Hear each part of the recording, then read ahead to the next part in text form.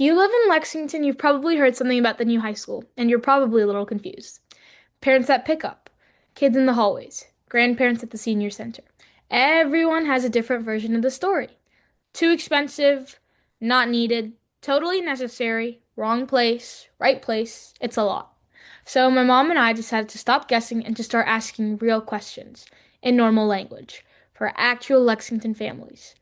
So, if you've ever thought, I care about this, but I don't have time to decode it, this series is for you, where we get. Hi, my name is Vyushti Khetan. I'm a junior, and today in our educational series, we will be discussing the LHS building currently, and we will be interviewing members from the Student School Building Committee to talk about their experiences with our current school and also their involvement with the new Bloom design. I'm here with Keshav today, who is a junior at LHS and also part of the Student School Building Committee. So Keshav, how long have you been part of this committee? I've been a part of the Student School Building Committee for almost 2 years. In January, it'll be 2 years. And how has your role and participation varied over your experience? So I've done a few different things throughout my time.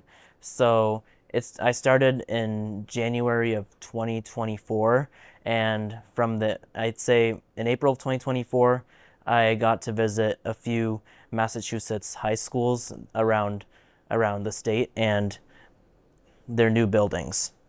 And in May of that same year, I also had the great ability to job shadow a civil engineer in our architect firm, SMMA, and that was a really great experience. Then, when I got into 10th grade, I helped with the presentation with a few high schoolers for an I block, so I can give some information about what the new project is going to look like and what masking designs there are going to be. So this is before we choose our Bloom design. And once the Bloom design was chosen, a few things have happened. This is where the design process has happened after that. And in April of 2025, I did some student-led presentations at Clark and Diamond Middle School, where I informed the middle schoolers about the new high school they could be going to for 1 or 2 years, I'd say.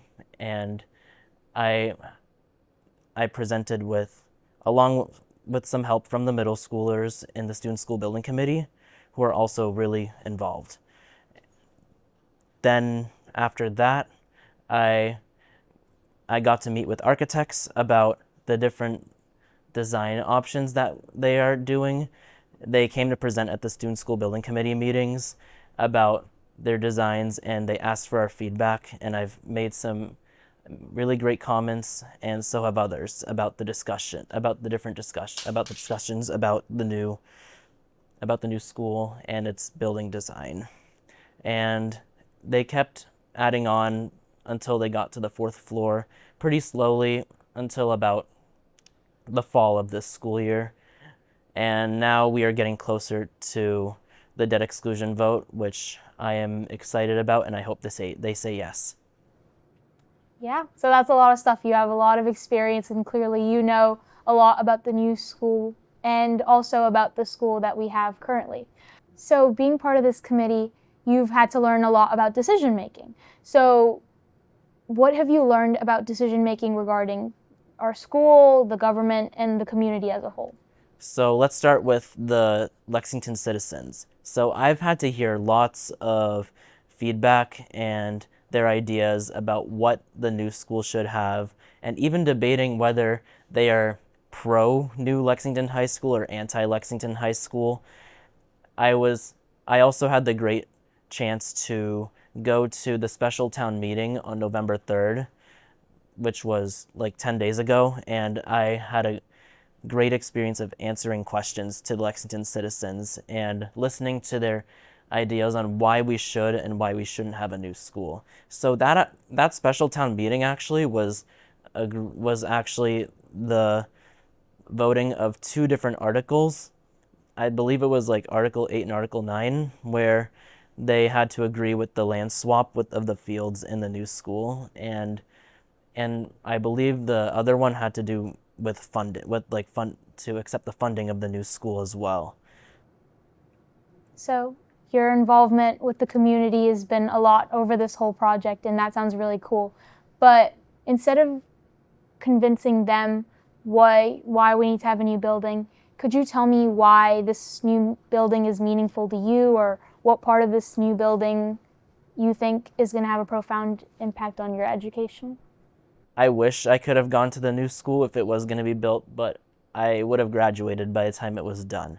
So my dreams in the new school would be that there is really great traffic circulation, and especially the fact that I was really happy to find out that the longest ever transition time you can do that can happen in the new school would definitely be 2.5 minutes by a study. And I think that's really impressive considering it takes 7 minutes to get from the two furthest points of the school.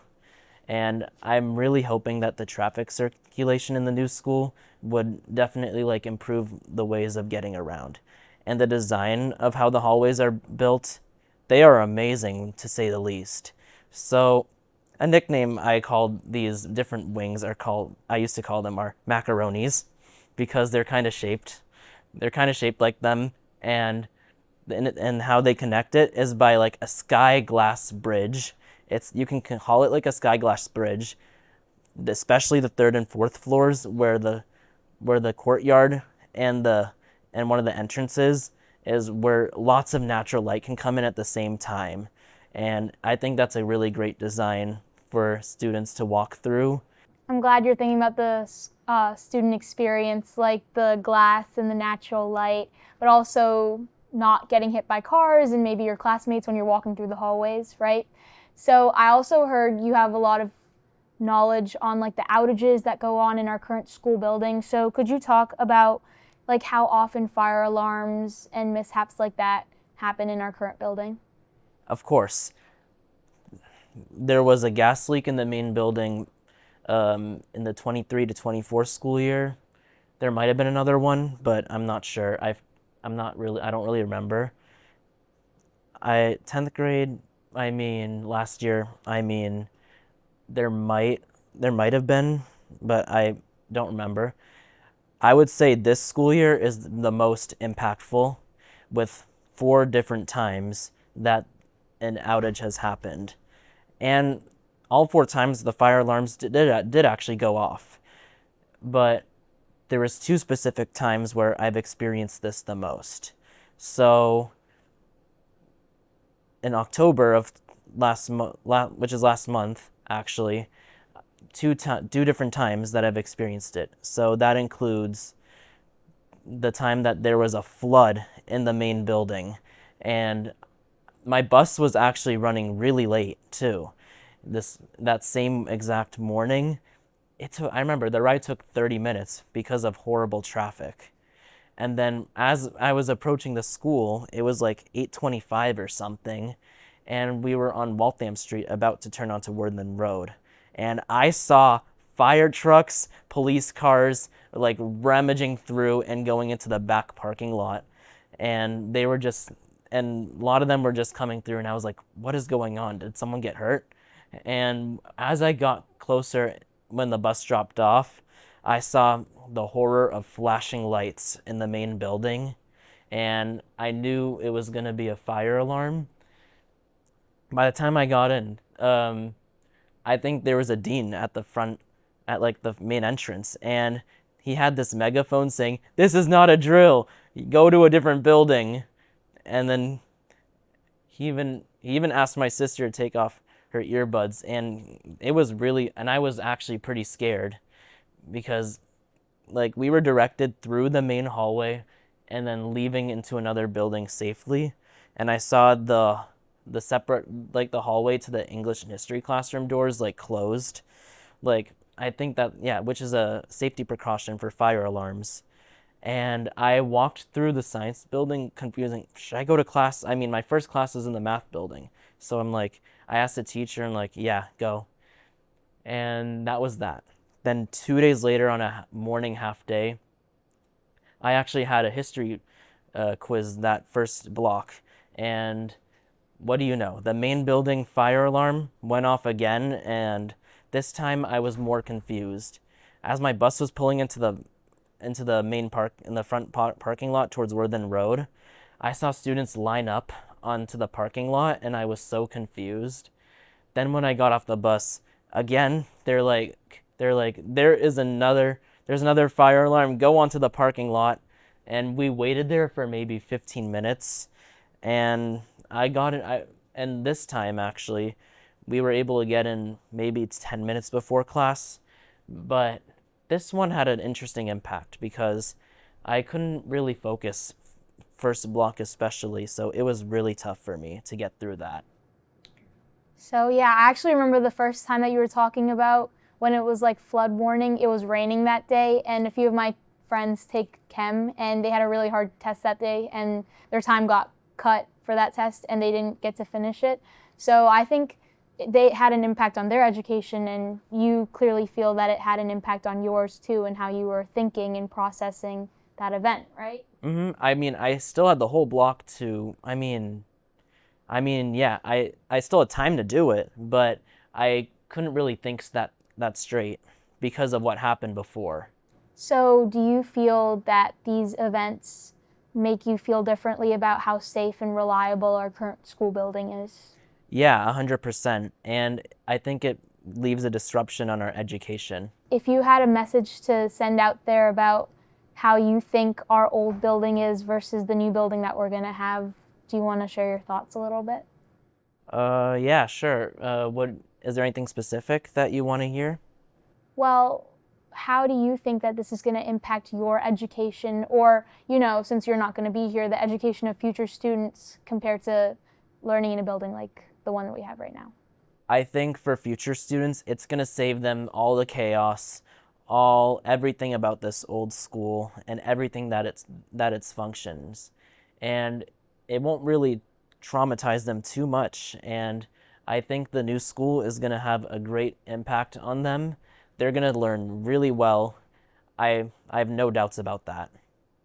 Well, thank you, Keshav. You clearly have a lot to share, and I appreciate your efforts on the Student School Building Committee. It seems like you've gone through a lot for advocating for this new building, and I appreciate hearing your thoughts as a student as to what's going on with our current LHS school building. Thank you. Thank you. So this is Avia, and she's another member of the student SBC. And hi, Avia. How long have you been in the SBC? I've been in the SSBC for almost 1 year now. I joined the SSBC because I had heard a lot of talk around the town about how a new high school was being built. Some people liked it, some people were a little more hesitant on it, and there didn't seem to be a lot of good understanding of what the project even entailed about a year ago even. It was hard to find out where you could find good information, where what even was going on. And I also wanted to know, well, what's gonna happen? Will there be a new school? What does all of this mean? So I decided to go to the first meeting around this time last year, or a little later after that. But and so once I joined, at that point, they were looking for a lot of student input on what they would like to see in the new school. Do we want a quad? What would the bathrooms look like? Just more opinions around the daily lives of students and how that would all roll out in the school design. So putting our opinions forward in those types of questions were kind of what we were doing at the time. Right. So getting involved in such a big project, what did you find most unexpected or surprising by joining the student SBC? I think most surprisingly just how many people were involved in this project. We had a lot of outside companies coming in to do the design, plan out the construction, and a lot of people have to agree on stuff for it to get passed. And I think generally they do come to conclusions and compromises pretty easily, but just like the amount of people that need to put the yes stamp on stuff. Right. And what have you learned about big decision making regarding the community, the government, and the school itself? I think also the school building committee itself has a lot of town meetings where anyone from the public can join in and voice their opinions or ask questions. And there's actually a lot of civic engagement in our town. I think that's a very positive aspect of our town, but it also means that in order to stay with the democratic process, right? Some people will agree with the project, some people don't agree, and both their voices need to be heard and taken into consideration. So just the all these like town meetings, this is the first time I've ever been to anything like that and listened in on it, participated in it, spoken at it. So that's a really new experience for me, and I think when I'm older, I'd also like to be more civically engaged in whatever local community I'm part of later. So I love that this opportunity has brought you engagement with your community and that you've seen what it's like and you want to move forward, be involved in your community. I think that's really important and deep, and I think that's a really big takeaway that you've gotten from your experience. So I want to hear from you. What is the most meaningful part of this new school building? I mean, clearly you've been involved in the design and input for it. I think just as an educational experience for the students at the high school, that's very important. Being able to learn in a comfortable environment, being able to get to class on time, and having a working heating system, AC system, just all these like little details, they really add up over time to make it a less exciting experience to be at the school learning. When sometimes I know that when I have a class at the end of the main building here, and then my next class will be at the very end of the math building, and it definitely takes a lot longer than 5 minutes, the passing time, to get from here to the math building. So it's always stressful for me at the end of the class when I know that I have to make the long journey to my next class and that I probably won't get there on time, and then my teacher will look at me disapprovingly when I walk in the door, and I can't really do anything about it because this is just how it is. So just having a more fluid experience as a student, being able to focus more on your studies, on having fun with your friends rather than just this rundown old building. Yeah, I definitely know that I take advantage of the 2-minute grace period, and I hate that my teacher looks so disappointed because she doesn't know that I'm running in the hallway to get to my class and I look really weird. But I want to hear from you. How are you involved in like this whole Bloom design process and, having a say and having a little bit of input as a student representative? I think for me, the way I like to get involved the most is just spreading the word to community members who probably don't know as much about the project. It's really hard for community members to attend all the town meetings. They last for hours. They're super long. There's so much information. It's really hard to sift through all of it and really understand what's going on. So what I'm personally interested in is distilling all this like information that's out there into more digestible, maybe visuals or short summaries that people can read really quickly rather than having to watch all the long meeting recordings and stuff like that, because when they actually know what's going on, they can put their vote in and actually understand. At least me personally, I think we do need a new high school. I think it would be good for future generations of students, and so being able to show them what it's like here right now in these learning environments, and also being more aware of what this new high school will mean for our future students. Spreading that awareness first comes with explaining to them what is this project, what it's all about. Yeah, I think awareness is a huge thing, especially when it comes to big projects like these. People only see the surface and hear misconceptions or form their own opinions on something before truly getting involved and engaged and understanding what's actually going on. And I think you're playing a large role in that. So as a student representative, I think that you had to learn yourself to understand and inform your own beliefs, right? And getting involved with the community and everything. So I have to ask, as a student yourself, what do you think needs improvement in LHS, and what part of it do you think has taken away from your experience? Just again with the hallways, I think that's my biggest grievance with this school. It's just they're too narrow, especially there are certain choke points where the door frame is actually more narrow than the hallway already is, so everybody just gets trafficked in, and it's just so much unnecessary wasted time that makes a lot of people late to their next classes. That's probably the thing I dislike the most about our current school. And then also the heating and AC systems can be really loud in certain parts of the building, and sometimes that can drown out whatever the teacher is saying. Maybe there's some people in your class might naturally just speak quieter than others, so when they want to participate in class, they kind of get drowned out, and it's just really hard to work together as a class when you can't hear half of them if you're far enough apart from the room. Some of the other classrooms are just too small, so everyone's crowded together, you can't move anywhere, and just so many things about the school make it so inconvenient to be a student. And I think just what the new school will bring will be a big improvement to what it's like right now for us here. Yeah, I totally agree. Sometimes I can't tell if I'm getting sick or if it's just really hot and cold in the classroom. And also, when I first came to LHS from middle school, I thought the lockers were supposed to be useful. Turns out they're just a decoration because there's actually no space to use them. So I appreciate hearing your input. Thank you for coming and being interviewed with us today, Avia. Yeah, thank you for having me. Now I'm here with Jason, who's another junior at LHS, and I'm going to be talking to him about his experience at LHS. So, Jason, how does the school's layout affect your sense of community or belonging here?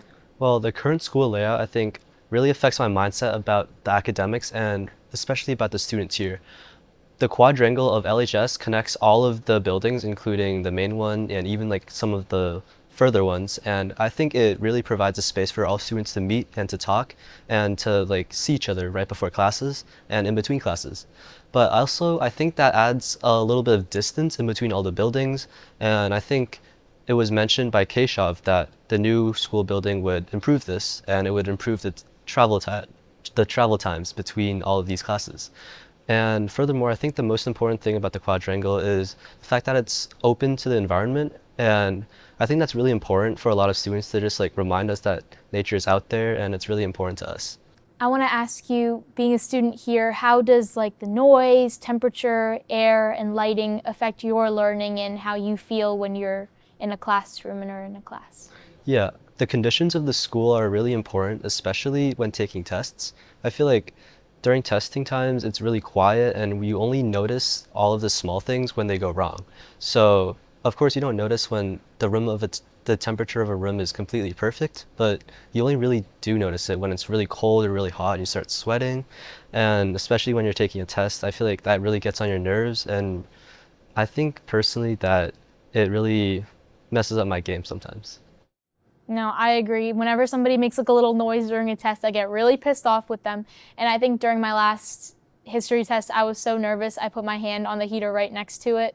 And it was really hot, and it was kind of like helping me regulate my thoughts because everybody else and the temperature of the room itself was kind of annoying me a little bit. So now I have to ask, are there any parts of the building that you like avoid or try to go around in your route to your classes? Yeah, I think this is like a common trait of most school layouts, that there are of course going to be locations of high traffic and where everyone's just waiting for the traffic to clear up. And I think in the LHS building, that mostly happens around the main hallway and the math buildings. And typically, I try to avoid the main hallway as much as possible. I either go upstairs, go around, or sometimes I just try to go around it as much as possible. But unfortunately, the math building traffic is pretty prevalent, and I haven't found a way to get past that. So I just deal with it and walk really slowly, I guess. No, I agree. The math building is definitely where I get to my classes the latest, and I truly believe that it's very inefficient because we're all going through the same passages and it really builds up a little bit.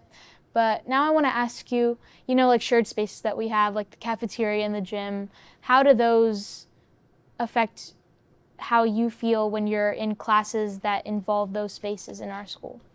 Typically, I'm not located in the cafeterias or the commons, but when I am, I feel like it could be a little disruptive, especially as it is a shared space. It is utilized by a lot of different groups of people. For example, sometimes singers or musicians will play outside in the commons or even in the quadrangle. And sometimes when my class is relocated to the commons, it can be very disruptive to complete classwork and other additional homework that was assigned to me. And however, I think generally the formatting in LHS is very open and there is plenty of spacing for everyone to be in the common area, especially during lunch. And I think it's okay. Yeah, I think it definitely fosters a sense of community being this tightly packed together, but also in like an open space. And I like how you mentioned the quad because it is kind of like a campus in itself where it kind of unites everything, where everybody can meet up and be around each other. And there's a lot of good things about this building and about how it kind of forces you to have a sense of community with the rest of your classmates, even though it is a little crowded. So I appreciate you sharing your experiences with us today, Jason. Thank you. Thank you so much. Now I'm with Abhi, another student at LHS, and today I'm going to be asking him about his experience with our building. Hi, Abhi. So I want to ask you, does our current building meet your needs for mobility and accessibility? Well, I think currently around our school, we don't meet those standards. Our school building is very long and our campus is very large. So for people with mobility challenges and accessibility challenges, it's very hard to get around campus, especially if you have to go from the math building all the way to from the math building to the main building or vice versa. I also think that the elevators are quite awkwardly placed, especially for people with accessibility challenges. They're either in the middle of the building or at the very end of the building. And if you have an accessibility challenge, it's really, really hard for you to go to these elevators to actually get onto the second floor of each building. Yeah. So do you have any personal experiences to share regarding this building? Well, yeah, I actually have a few friends who are on crutches currently right now, and so they really have a hard time getting from class to class because they have to take the elevator to get up the stairs, and the elevators are really placed so they can't do that. And also last year when I had a concussion, I wasn't able to actually take the stairs because the nurse recommended that I take the elevator, and so I got to class late most of the time because I had to take the elevators. Yeah, I can see how that impaired you and your experience with the school.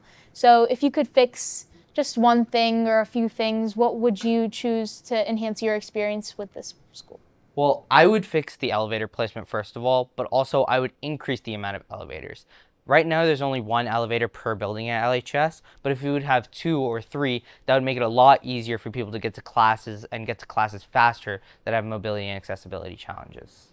Okay, I hear you. Definitely moving around places is a little hard here and it's a long walk too, but you got to think on the positive side and think about how many calories you burn walking from class to class. If you don't get your workout in, you go to school. Were there any disruptions caused by our current school building that have affected your learning experience? Well, actually, yeah. During my freshman year here at LHS, I was in the freshman mods, and so the mods have AC, but during that time, during my whole freshman year, the AC regulator was off, or so it was always cold even throughout the winter, and that made it really hard to study or to like be focused in class because you were always covering up and trying to bring multiple layers so you could actually stay warm and you could actually focus on class. But a lot of the time, people weren't able to, and I like to be free, and so wearing a lot of layers doesn't really work for me. So I think that it really made my time at LHS really hard during my freshman year. I know being a freshman and adjusting is really hard, but personally I like the ACs because I could start wearing hoodies in the summer just because I wanted to so I wouldn't have to dress nice at school. But I hear your experience and thank you for sharing your experiences today with us, Abhi. Thank you. I had a great time. Now I'm with Catherine, and she is part of the PTO and a parent to an LHS senior. And I want to hear about Catherine and her experiences with LHS and the building. So, Catherine, as a PTO member, what have you heard about LHS that has impacted how you see the school? The school is very old. The halls are very narrow. I actually started proctoring for the SATs and the AP exams this past year and a half, just so I can learn more about how awful or great the school classroom is when kids are actually in the school taking exams. So what I can say, I just proctored recently on November 8th. It's a Saturday for the SATs, and that particular exam was actually quite awful for the kids. I was in a room that was, I would say, just a few doors down from here. The radiator is actually much louder than this one. The town decided that day to allow for the lawn facilities to come, so the town facilities, not the school facilities, to come and do all the leaf cleaning, everything outside. So I am sitting there. I had moved all the kids to the side so they wouldn't be so close to the windows.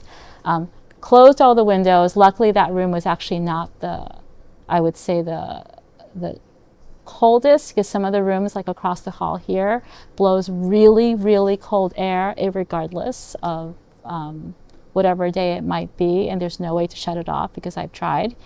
In that room, it was extremely loud and the leaves were blowing really, really high. I saw a facilities person running after the guy, trying to get them to shut off the lawn equipment because the kids are taking exams.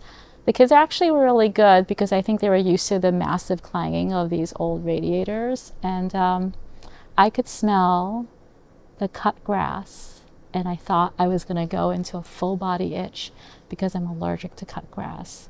But the kids were good. I mean, it was extremely loud, it was awful, and all I could think about was how awful it was for you guys when you're in these classrooms all the time, trying to read, trying to interact, taking exams, like, and for these guys, for the SATs, are they going to like be able to handle reading the reading passages or being able to do the math? But they were surprisingly good. I mean, I was really surprised at for how resilient per se, or how they're able to sort of ignore the noise of this building. So you guys are absolutely amazing.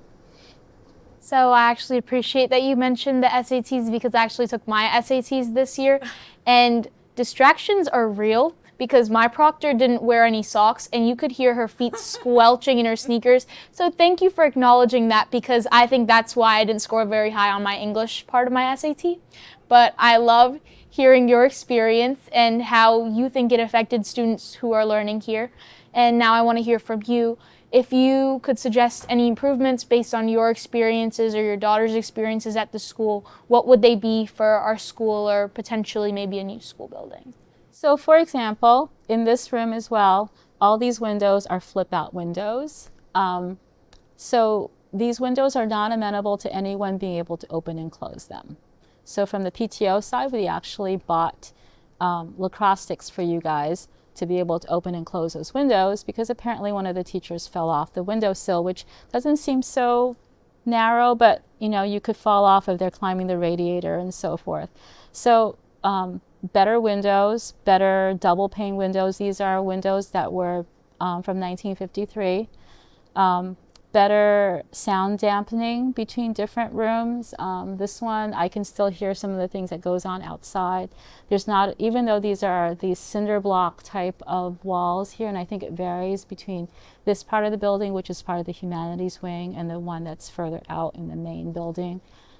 Just better dampening, air filtration, so that you don't have to smell everything that's outside. Real heat, that is where they actually can control also in the room the climate, so that it's not super damp, because apparently upstairs on the second floor for the SAT exam, it was extremely hot and humid in the rooms. So they were trying to get the windows to be opened to be able to allow for the kids to be able to survive the sweltering heat upstairs. I've never actually proctored upstairs, so I don't know that. I think I would have preferred it because it was really cold downstairs. I mean, there, as you already know, math building, rooms in the math building, world language, there's no AC and there's no heat. Science building, my daughter's in one of these rooms that has no windows. So in order for them to get air in there, they have to be able to just blow a fan throughout the entire day. So I don't know how you guys do it. She says, the corridors in math are like a sardine can, so you have to be able to meander through. And I think one of the kids you talked to had said it takes 7 minutes to get from class to class. She has 2 classes like that every single day, and sometimes it almost takes 8 minutes. So she has to jog around with a 25+ pound school bag because none of the lockers actually can be used. One, because if you get one, it's going to be far away from what you need. 2, if it's available to you, it's also easy to open for some people because they're really super old. So welcome to getting things taken if you really want to keep something in there. So no one does that. So hopefully you'll get a better school, bigger rooms than this. This actually is not a bad room. It's not the worst room. There'll be bigger rooms. There'll be equipment that you can actually use. A science or a computer room will actually have up-to-date equipment so that you can actually run Wi-Fi through this place in a better way, because when you're doing the SATs, not all the classrooms have Wi-Fi that works well, so they have to wait and go to the help desk for. So yeah. I think it's really cool how, being part of the PTO, you've decided to put yourself in the shoes of students by proctoring SATs, and how you've really tried to resonate with the experience we have based on your experiences. And if I've learned anything from this interview, it's how a parent feels about how their kid feels by hearing their experiences and trying to experience them on your own. But something else I learned is that parents, it's okay to invest in kids' sports equipment, because after they graduate, if the school is still around, you can donate so we can use the lacrosse sticks to open our windows. And also, even if we don't get our new school building, I hope that middle schoolers have better toned shoulders, because I know holding a heavy bag and walking through the hallways, my shoulders look a lot better than they did in middle school. So, we have to look at this from all perspectives, and I really liked hearing your perspective. Thank you, Catherine. Thank you.